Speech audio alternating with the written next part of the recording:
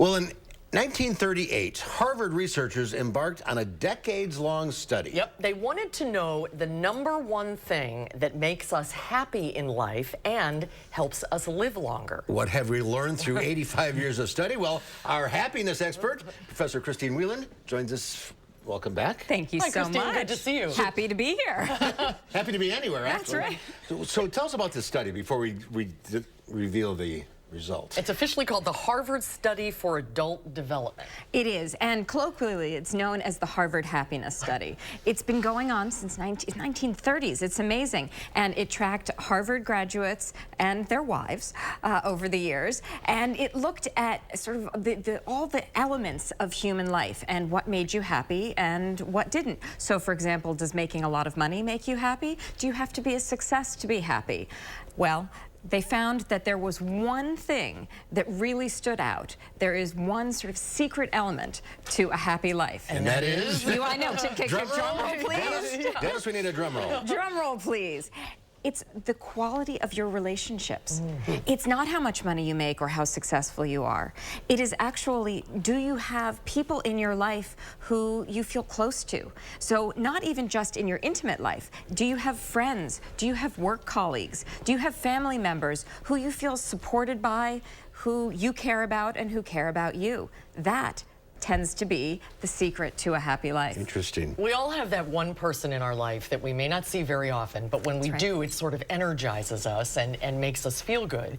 And that's what they're getting at, that you should, the study actually recommended you make a list of the people in your life and the benefits they offer you and the amount of time you're spending with them to see what the balance is of your happiness. Yeah, so the research really does show that you just need one person that you have that really close bond with.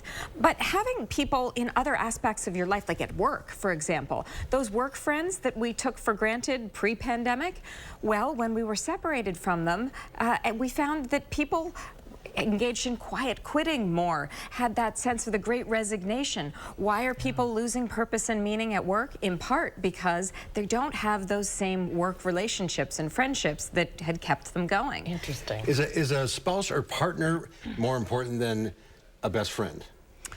Well, if you're in an unhappy relationship at home with your spouse or partner, your best friend can listen to you and talk about it, but you're still not going to be happy, right? So having a good relationship at home is really important. But if you don't have a spouse or partner, you certainly can still be very happy. That's where you have the best friends and a larger community. So it's not a kind of one or the other, but when you have that close relationship in your life that is not doing well, we all know that is hugely stressful. But loneliness is really pervasive right now. A lot of people really struggle with loneliness. So does this study show you how to cultivate relationships? Yeah, so one of the things that I really love is that you can, in fact, even look back through history on how to cultivate these relationships.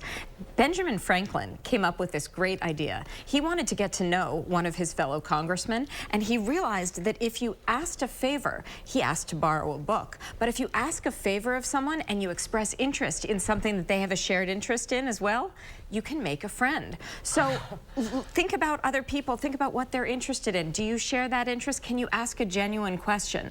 Those kinds of things really make a connection, and then follow up with a text. And it's a new book if you want to read more about it, right? That's why everybody's talking about it this week. Indeed, it's a new book, and there's all sorts of great information and really great historical data too. We now know the answer.